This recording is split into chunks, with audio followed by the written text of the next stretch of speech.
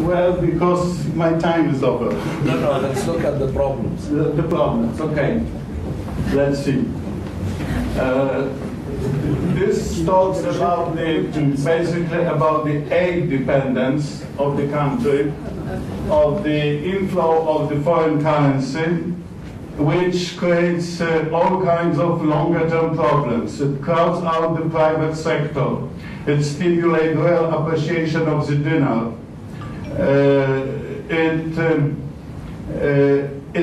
Eventually it stimulates unemployment, because that's the Dutch disease basically undermines the capacities of the manufacturing and sectors producing for the needs of export, and eventually unemployment is not declining. It also stimulates consumption instead of savings, because the money comes, after all, to the pockets of people and is being spent instead of being saved and invested by the private sector. And potentially, we still need better data. There may be a relationship between these inflows and in recent years growing income inequality. So we should advise the government to refuse grants. Yes, no money. Thank you. Yes.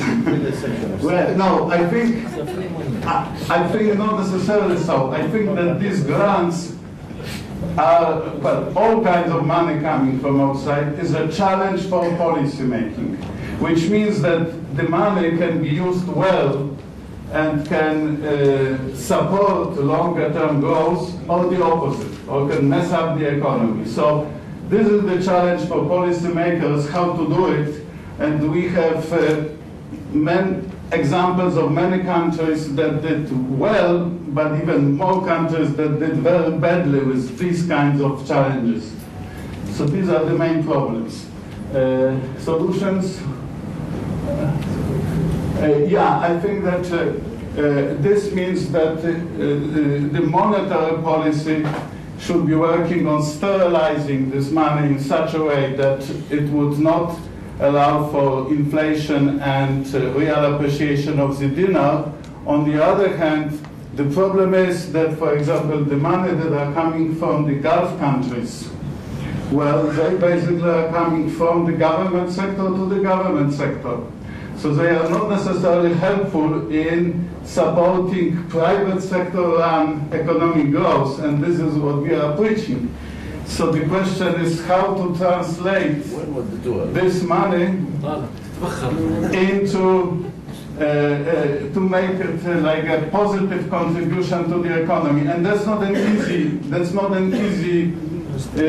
easy task. That's why it would require a lot of work, and I presume many of you with, and of course I will be very glad to help if there is such an opportunity to figure out how to really use this money in a good way rather than in a bad way. But the risk is that the money will not be used very efficiently.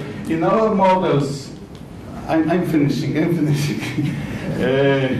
In our models, when we have the efficiency of the public sector and private sector, for the public sector, we apply the coefficient 0.5.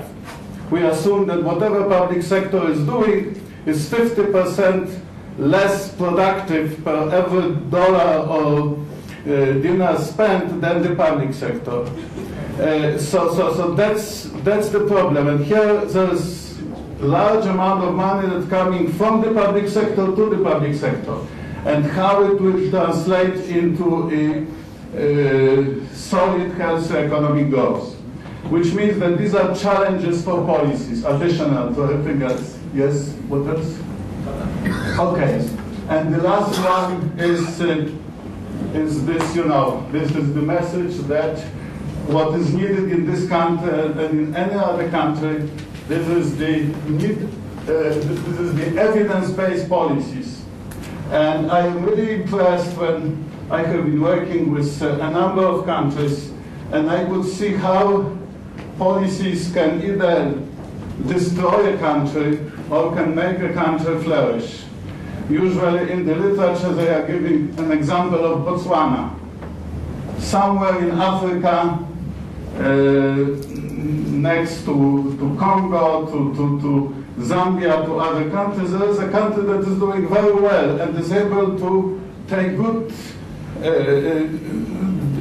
I think they have diamonds or some kind of resources, and somehow they are able to translate this wealth into a great development. On the other hand, you have Congo, which is a disaster, despite the fact that Congo is potentially a very rich country with plenty of resources, but the poverty is extreme over there.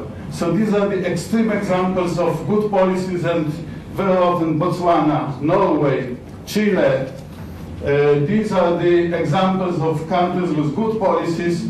On the other hand, we have, for example, Argentina, that somehow keeps struggling with problems for the last 100 years. So my point is that evidence-based policies is not just a buzzword, it's not just an academic concept that somebody, a professor for a university is coming and is telling about evidence-based policies. I think it's a very real thing, and depending on these policies, either your country will be developing very nicely during the next decade, or will start having problems similar to some other countries. And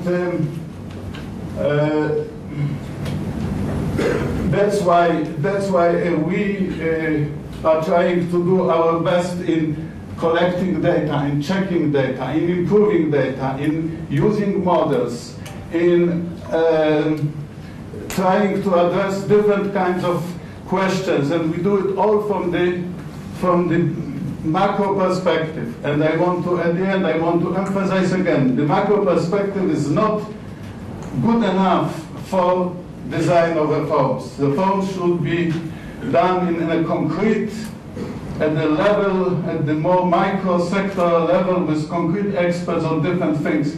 But they have to somehow incorporate the macro vision of the country. And I must say, I am very optimistic about the future of this country. I think Jordan is a great country. I feel like half Jordanian already. And let me... After all of that. After all of that.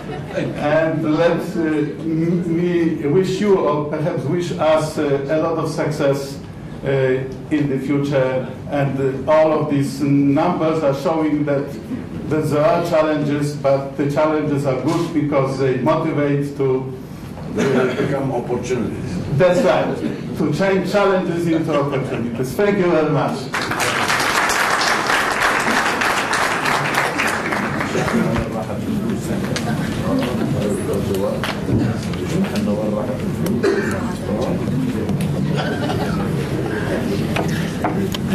Thank you, Mr. Yanash, Dr. Yanash, for the great presentation. Actually, your findings and recommendations, results, maybe we're paying more attention to the negative side. And we have also positive sides in our economy and part of the reforms during the past decade.